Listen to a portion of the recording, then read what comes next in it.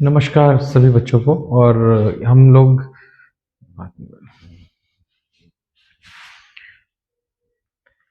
स्वागत है आप सबका फैक्ट्स एंड लॉजिक्स इंस्टीट्यूट में हमारी। और इस इंस्टीट्यूट में हम लोग मैथ्स का कर रहे थे। मैथ्स आपका 10th क्लास चल रहा था और उसमें हम लोग क्या कर रहे थे कि जितने भी हमारे चैप्टर्स उनको एक एक दिन में खत्म कर रहे हैं ताकि एग्जाम तक हमारे सारे के सारे चैप्टर्स खत्म हो जाए और रिवाइज हम अच्छे से कर सकें। तो उसी कड़ी में जो हमारा अगला चैप्टर है उसका नाम है pair of linear equations. Basic आप जानते हो अच्छे से एग्जाम के डे से, लेकिन फिर भी मैं जल्दी जल्दी में आपको एक बार बता दूं कि लीनियर इक्वेशंस होती क्या है। लीनियर इक्वेशंस क्या होती है, आपने सिंगल वेरिएबल चेक किया होगा एक्स और वाई, ठीक है। अगर एक्स और वाई के अंदर कोई पॉलिनोमियल है और दोनों की जो डिग्री है वो 1 है तो हम उसको बोलते हैं लीनियर इक्वेशन। जैसे 2x + 3y + 8 = 0, इसमें एक्स और वाई दोनों की पावर कितनी है, 1 है, तो इनको बोलेंगे लीनियर इक्वेशंस। इक्वेशन में जितने वेरिएबल होंगे आपको उतनी ही इक्वेशंस चाहिए होती हैं अगर आपको उनके सॉल्यूशंस फाइंड करने हो, क्योंकि इसमें वेरिएबल दो हैं X and Y. It mean हमें दो इक्वेशन चाहिए। अगर दो इक्वेशन हमें मिल जाएंगे तो उनको हम सॉल्व करके उनका सोल्यूशन निकाल सकते हैं, मतलब एक्स और वाई की वैल्यूज निकाल सकते हैं। ये वैल्यूज बहुत सारी हो सकती हैं जब इनको ड्रॉ करोगे, लेकिन अगर ये लाइंस जो हैं या दोनों जो इक्वेशंस है, लीनियर इक्वेशंस हमेशा लाइंस बनाती हैं। अगर ये लाइंस कहीं पर एक दूसरे को कट करती हैं तो एक ही सोल्यूशन होगा, एक्स वाई की एक ही वैल्यू आएगी जो दोनों को सेटिस्फाई करेगी, जिसको हम बोलेंगे यूनिक सोल्यूशन। बट अगर ये दोनों लाइनें ड्रॉ करने पे पैरेलल आती है, मान लो, है ना, अगर ये लाइनें पैरेलल आई तो मतलब नो सोल्यूशन, कहीं कट ही नहीं कर रही है, कोई आंसर नहीं आएगा आपका। बट अगर ये दोनों लाइनें एक दूसरे के ऊपर लाई करती हैं, यानी ये कोइंसिडेंट होती है, फिर क्या होगा, फिर इनफिनाइट मेनी सोल्यूशन, फिर जो भी आप वैल्यू पुट करोगे आंसर आपका आ जाएगा। मतलब बहुत सारे ऐसे आंसर्स होंगे जो सेटिस्फाई करेंगे। तो ऐसी कुछ कहानी है लीनियर इक्वेशंस की। लीनियर इक्वेशन आप जब भी सॉल्व करोगे ना तो आपके तीन ही आंसर आएंगे, या तो नो सोल्यूशन होगा, या इनफिनाइट मेनी सोल्यूशन होगा, या यूनिक सोल्यूशन होगा। इसी को डिटेल में करेंगे आज हम इस चैप्टर को, लेकिन हम करेंगे एक ही टेक के अंदर ताकि आपके मार्क्स जो हैं वो पूरे के पूरे आए। आज ही हमने इस चैप्टर को खत्म कर लेना और मेरे साथ आप लोगों ने भी इसको खत्म करना है। तो अगर हम बात करें लीनियर इक्वेशंस की तो इसके अंदर जो हमारे पास टॉपिक्स हैं वो क्या क्या है, तीन भागों में चैप्टर बांटा हुआ है। अगर मैं उसमें बात करूं लीनियर इक्वेशन की तो वो तीन पार्ट कौन कौन से हैं। सबसे पहले जो हमारा पार्ट है वो है ग्राफिकल मेथड। लीनियर इक्वेशन को ग्राफिकल मेथड से सॉल्व करना है। डिटेल इसका भी जानेंगे, जस्ट एक बार आप ओवरव्यू देख लो कि चैप्टर में है क्या है। दूसरी चीज है हमारा एलिमिनेशन मेथड, इक्वेशंस को सॉल्व करना है बट एलिमिनेशन मेथड से करना है। देन है तीसरा, उसको सब्स्टिट्यूशन मेथड से इक्वेशंस को सॉल्व करना है और आपको जो भी आपके आंसर्स हैं वो आपने इसी मेथड से करके दिखाने हैं। तो तीन टाइप हमारे पास क्वेश्चंस हैं। ग्राफिकल मेथड में नाम से पता चलता है हम लोग ग्राफ यूज करेंगे और उससे सॉल्यूशंस निकालने की कोशिश करेंगे। देखेंगे इक्वेशंस कैसी हैं, पैरेलल हैं या एक दूसरे को इंटरसेक्ट कर रही हैं या फिर कोइंसिडेंट है। तो तीनों केसेस हम स्टडी करेंगे, प्लस उसमें हम ये भी जानेंगे कि इक्वेशंस कंसिस्टेंट है कि इनकंसिस्टेंट है। दूसरा मेथड हमारे पास एलिमिनेशन मेथड है, नाम से पता चल रहा है एलिमिनेट। आपने क्या करना है, एक्स और वाई दोनों को यूज करना है, उनमें से किसी एक वेरिएबल को हटा देना है। जब उसको हटाओगे तो नेचुरली दूसरे वाले वेरिएबल की वैल्यू आपके सामने आ जाएगी, उस मेथड से आप वैल्यू निकाल सकते हो। तीसरा मेथड है हमारा सब्स्टिट्यूशन मेथड।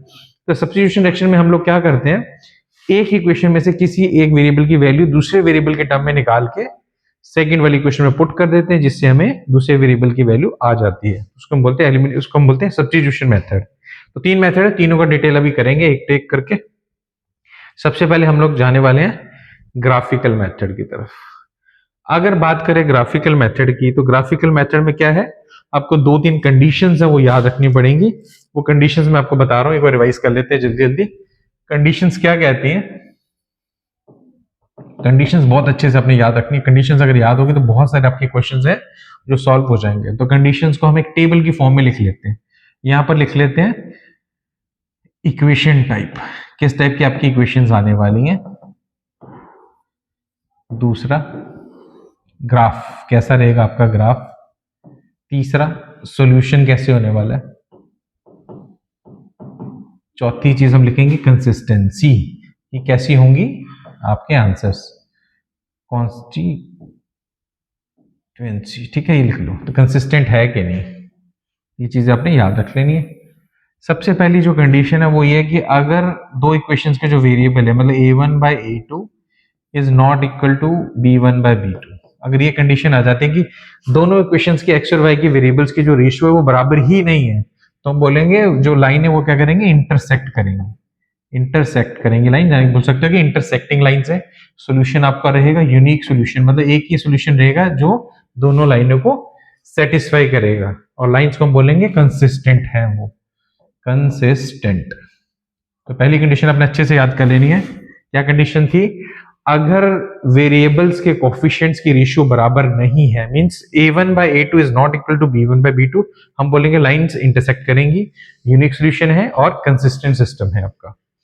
सेकंड केस, अगर a1 by a2 is equal to b1 by b2 equal to c1 by c2, तो हम लोग क्या बोलेंगे, अगर, और कैसा सॉल्यूशन आएगा आपका, इनफाइनाइट मैनी सॉल्यूशन,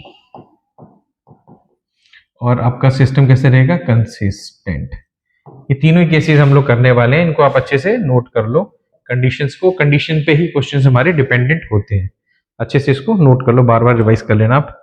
अब चलते हैं क्वेश्चंस पे कि कैसे क्वेश्चंस आने वाले हैं। आपके सामने देखो जैसे क्वेश्चन है, which pair of the following equations is consistent और इनकंसिस्टेंट, ग्राफिकली आपको बताना है। तो हम लोग क्या करते हैं, पहली इक्वेशन जैसे लिखी x plus Y is equal to 5 है ना, तो इसमें हम लोग क्या करेंगे, सबसे पहले इनके कोफिशिएंट लिख लेंगे, जैसे a1 by a2 इधर लिख लेते हैं b1 by b2, फाइंड कर लेते हैं दोनों क्या आते हैं। a1 आपका कितना है, इसका वेरिएबल 1 है, उधर से वेरिएबल 2 है, इधर से इसका वेरिएबल 1 है, इसका 2 है, तो दोनों इक्वल हो गए इस केस में, है ना।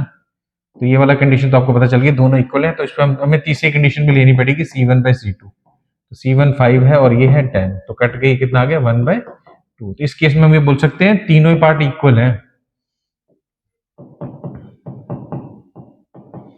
ये तीनों ही पार्ट इक्वल है, अगर तीनों ही इक्वल है तो हम क्या बोलेंगे, कैसा सॉल्यूशन है, इनफाइनाइट मैनी सॉल्यूशन। तो हम लिख देंगे इनफाइनाइट मैनी सॉल्यूशंस, ये आपका आंसर रहेगा यहाँ पर, ठीक है। तो इसके आंसर तो होंगे लेकिन बहुत सारे होंगे, तो इक्वेशन कैसी हो जाएगी, कंसिस्टेंट। तो कंसिस्टेंट है, इनफाइनाइट मैनी सॉल्यूशन है, तो आपका ये आंसर रहेगा इस क्वेश्चन का।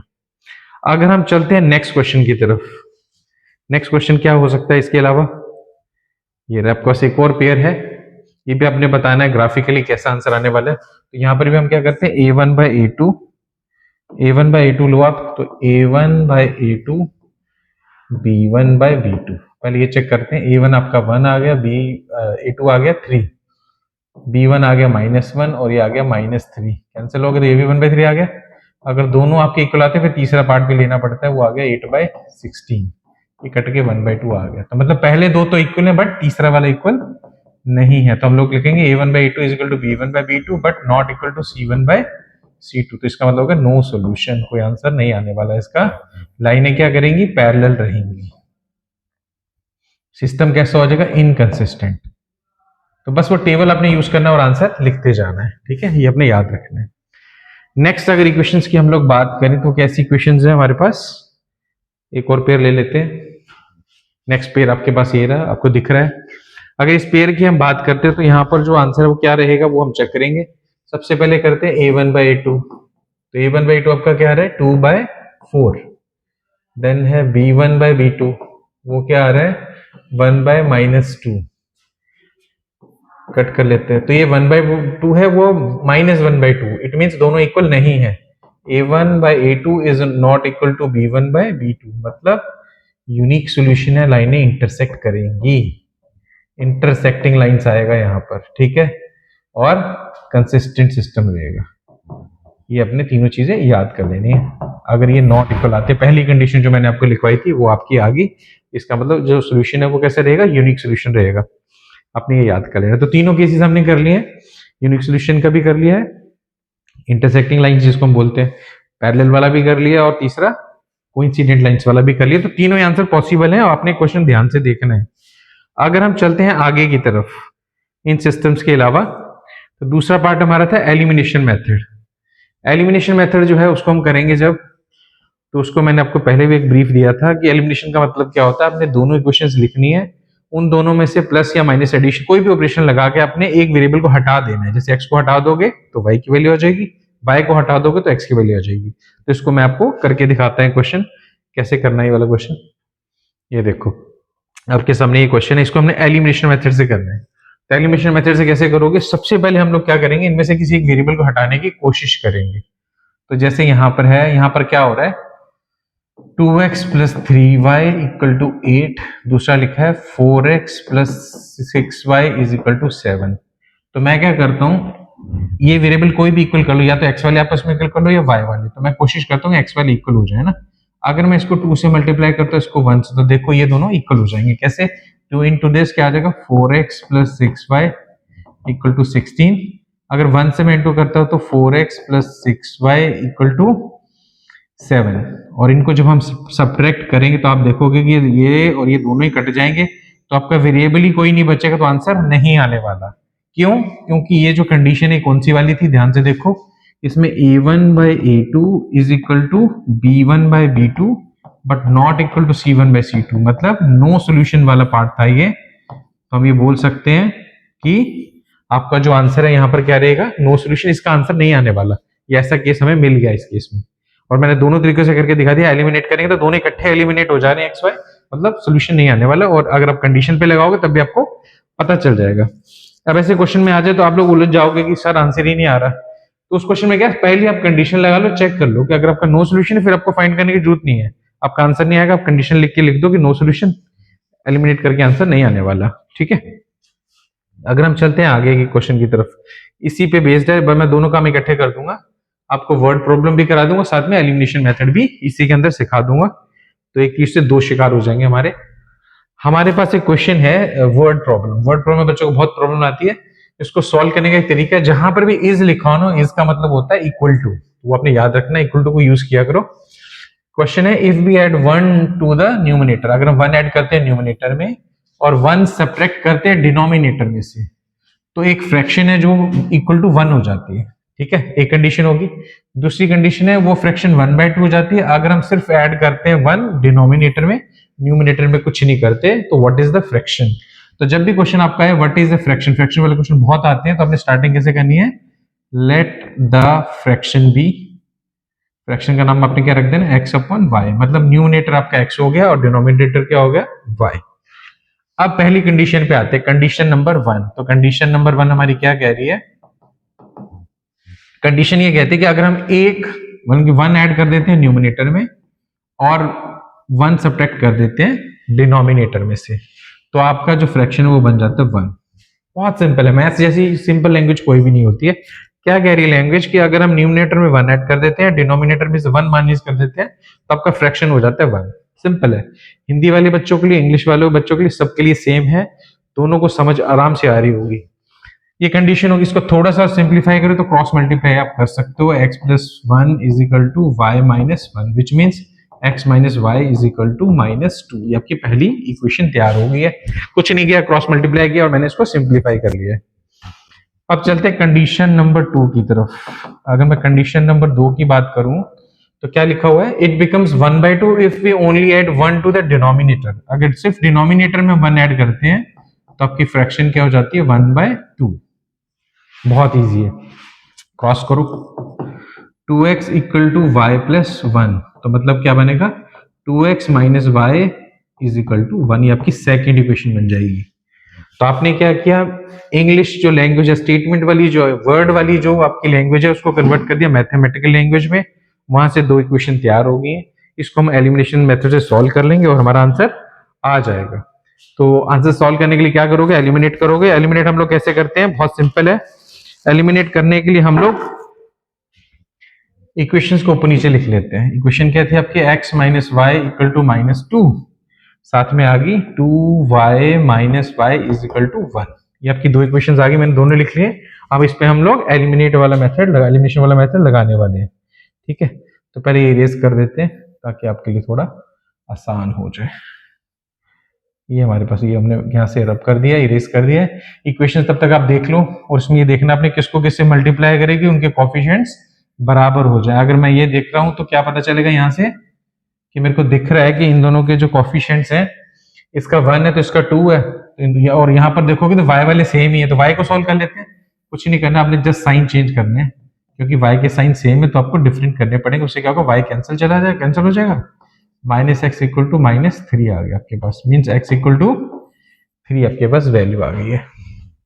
जब एक की वैल्यू आ जाए तो उसको सब्स्टिट्यूट कर देना किसी भी वैल्यू में, तो 1 में पुट कर रहा हूँ, एक्स की वैल्यू अगर 3 पुट करूँ तो वाई आपका कितने आने वाला है, minus Y is equal to -5, it means Y is equal to 5।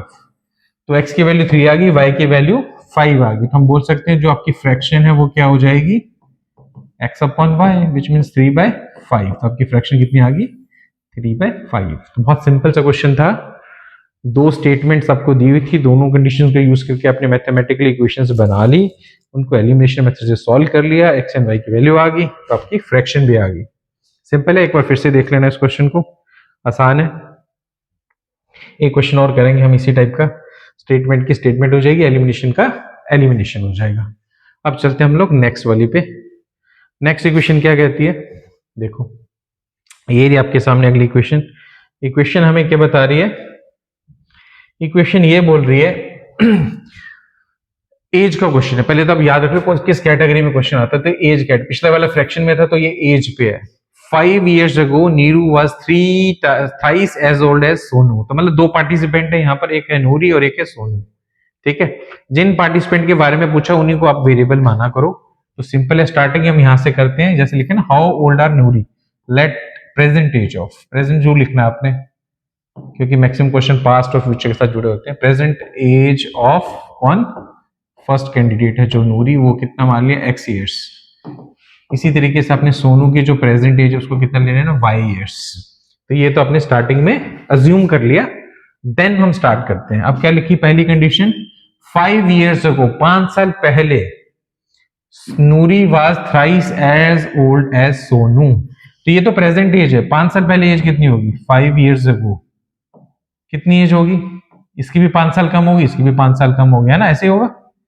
तो क्या कह रहा है वो, 5 साल पहले नूरी वॉज, यहां पर इज या वॉज लगाओ, वहां पर आपने इक्वल टू डालना होता है, इसका मतलब नूरी इधर रखेंगे, इक्वल टू डाल के बाकी चीजें उधर लिखेंगे, है ना।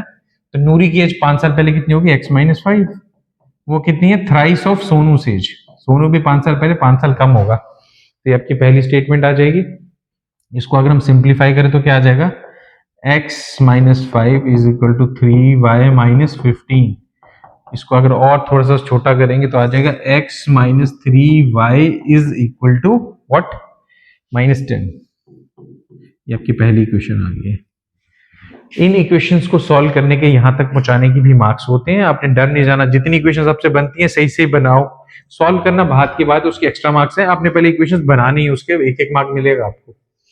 देन सेकंड कंडीशन क्या दे रहा है वो, 10 years लेटर, 10 साल बाद, मतलब एज क्या होगी, कम होगी कि बढ़ेगी, बाद में एज बढ़ती है तो ऐड होगी। तो दूसरी कंडीशन अगर मैं इसमें डालूं तो 10 years लेटर, 10 years लेटर 10 साल बाद क्या कह रहा है, नूरी विल बी आ गया, फिर यहां पर देखो वो आ गया ना, ये वाला यहां पर भी इक्वल टू लगेगा।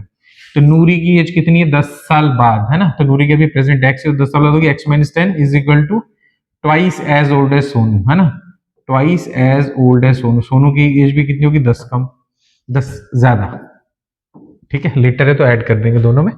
सॉल्व करोगे तो क्या आएगा, ये आपके पास आ गया। इसको और सिंप्लीफाई कर लेते हैं तो वैल्यू आ जाएगी ये। तो सेकंड इक्वेशन आपके पास आ गई ये। कहने का मतलब इन शॉर्ट ये कि हमारे पास दो इक्वेशन आ चुकी हैं और इनको जस्ट हमने क्या करना है, सॉल्व करना है और हमारे पास आंसर आ जाएगा। चलो अब इक्वेशंस को मैं यहाँ लिख रहा हूँ, ठीक है। इन इक्वेशंस को अगर यहाँ यूज करते हैं हम लोग तो क्या आने वाला है, इक्वेशंस को लिखता हूं मैं यहाँ पर। तो इक्वेशंस हमारे पास हैं, पहली इक्वेशन मैं लिख रहा हूँ x-3y is equal to -10। Second equation है x-2y इज इक्वल टू 10। दो इक्वेशन आपके पास आ चुके हैं। इनको अगर सॉल्व करना, सिंपल, x सेम है तो इसको जस्ट साइन चेंज करो और सॉल्व कर डालो, ये कट गए, ये हो गया आपका -y is equal to -20, which means y की वैल्यू कितनी आ गई, 20। तो y आपका आ गया 20, ठीक है। अब y 20 है तो हमें क्या निकालना है, x। जस्ट उसे कर लो आप, सब्स्टिट्यूशन से y की वैल्यू किसी में भी डालते हो, तो पहले इक्वेशन में मैं डाल रहा हूँ 3 है यहाँ पर, 3 into 20 is equal to -10, which means x-60 is equal to -this, x की वैल्यू आ जाएगी 50। इसका मतलब y की वैल्यू 20 ईयर्स है और x की वैल्यू कितनी है, 50। ये आपके पास दो आंसर आ गए हैं। सोनू की एज कितनी हो जाएगी 20 ईयर्स और नूरी की कितनी आ जाएगी 50 ईयर्स। तो ये आपके पास दोनों की एजेस आ गए। तो ये था एज का क्वेश्चन जो हमने कैसे किया, एलिमिनेशन मेथड से। देन हम चलते हैं नेक्स्ट की तरफ। अगला मेथड था हमारा सब्स्टिट्यूशन मेथड। ठीक है, अगर हम सब्स्टिट्यूट मेथड की बात करें तो उसको भी मैंने स्टार्टिंग में इंट्रो दिया था। वो क्या कहता है कि अगर आप एक इक्वेशन में से किसी एक वेरिएबल की वैल्यू दूसरे वेरिएबल की टर्म में निकाल लेते हो और उसको सेकंड इक्वेशन में डाल देते हो तो आपके पास वेरिएबल्स की वैल्यू आ जाती है। इसको हम बोलते हैं सब्स्टिट्यूशन मेथड। ये भी मैं आपको एक क्वेश्चन के थ्रू बताऊंगा कैसे होता है। तो ये रहा हमारे पास क्वेश्चन। क्वेश्चन क्या कहता है कि आपने इस पेयर ऑफ इक्वेशन को सॉल्व करना है बाय सब्स्टिट्यूशन मेथड, है ना। ये हमारा क्वेश्चन है। तो हम लोग क्या करते हैं, पेन चेंज कर लेते हैं।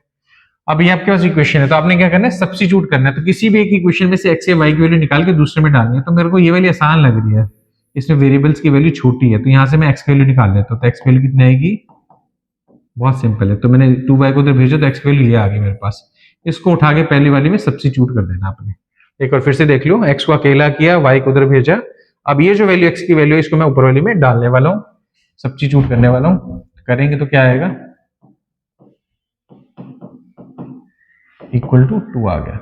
सॉल्व करते तो आएगा 21 minus 14y minus 15y is equal to 2, which means 21 minus 29y is equal to 2, 29y minus का इज इक्वल टू 2 माइनस 21 मतलब माइनस 19 माइनस 29। तो y की वैल्यू कितनी आ गई, 19/29 आपका आंसर आ गया y का।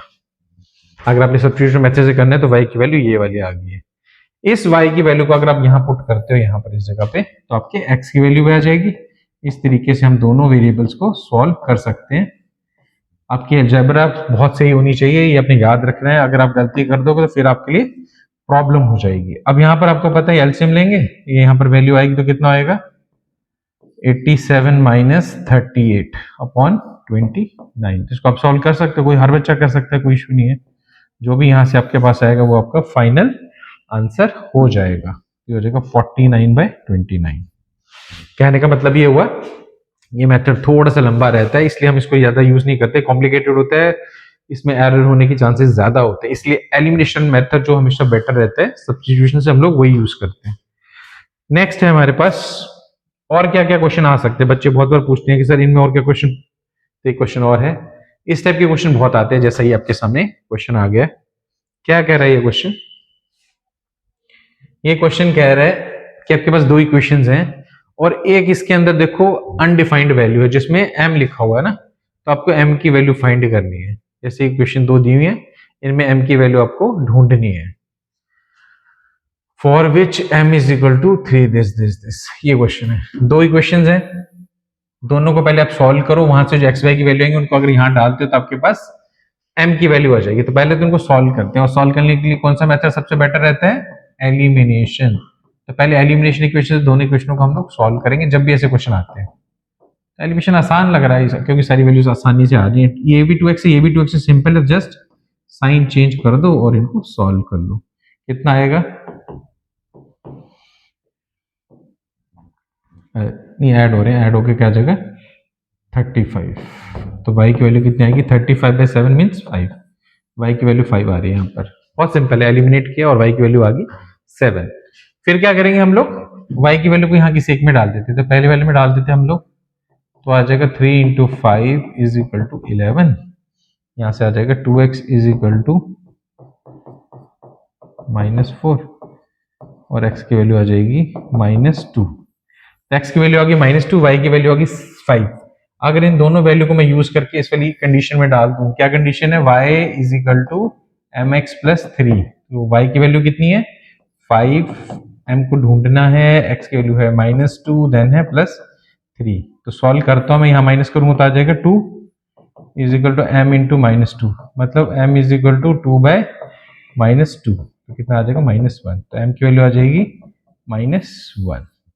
तो m आपके पास -1 आ गया। m की वैल्यू मैक्सिमम छोटी ही होती है, बट आपने अच्छे से x और y को एक बार फिर से चेक कर लेना कहीं वो वैल्यू गलत ना हो। अगर वो गलत होगी तो फिर m की वैल्यू भी आपकी गलत हो जाएगी, ये एरर आपने नहीं करनी है। ठीक है, सिंपल है, एलिमिनेशन मेथड बेस्ट रहता है। क्यों रहता है मैंने आपको बता दिया, जल्दी आंसर निकलते हैं इससे, तो आप जब भी इक्वेशंस को सॉल्व करना हो लीनियर को, तो कौन सा मेथड यूज करो, एलिमिनेशन बेटर रहता है। तो बच्चों ये चैप्टर था जो मैंने आपके सामने खत्म कर दिया है। कंडीशंस आपने अच्छे से याद रखनी है, जो स्टार्टिंग में मैंने बताई थी ग्राफिकल, क्योंकि नाम ग्राफिकल मेथड जरूर लिखा, लेकिन उस कंडीशन को आप किसी भी चीज मेथड में अप्लाई कर सकते हो, उससे पहले ही पता चल जाता है कि आंसर कैसे आने वाला है। अगर तीनों ही ratios a1/2 equal to b1/2 equal to c1/c2 तीनों इक्वल हो, तो हम लोग क्या बोलते हैं, इन्फिनिट मेनी सोल्यूशन आएगा। a1/a2 is equal to b1/b2 but not equal to c1/c2, तो हम बोलेंगे नो सोल्यूशन है। अगर स्टार्टिंग के दो ही पेयर आपस में इक्वल नहीं है, मतलब a1/a2 is not equal to b1/b2, तो हम बोलेंगे यूनिक सोल्यूशन है। आपको आंसर फाइंड करना पड़ेगा और अपने वैल्यू निकाल के दिखा देनी है एलिमिनेशन मेथड से। तो ये था आपका चैप्टर कौन सा, pair of linear equation in two variables. तो आई होप कि आपको चैप्टर अच्छे से समझ आया होगा। इस चैप्टर को अपने बार बार रिवाइज करना है, कोई ज्यादा मुश्किल चैप्टर नहीं है। ये जो मैंने आपको वैरायटी बताई क्वेश्चंस की, यही आने वाली है, इनको अच्छे से एक बार रिवाइज कर लो और बस पूरे मार्क्स लो। मिलते हैं आपको नए चैप्टर के साथ अगली क्लास में।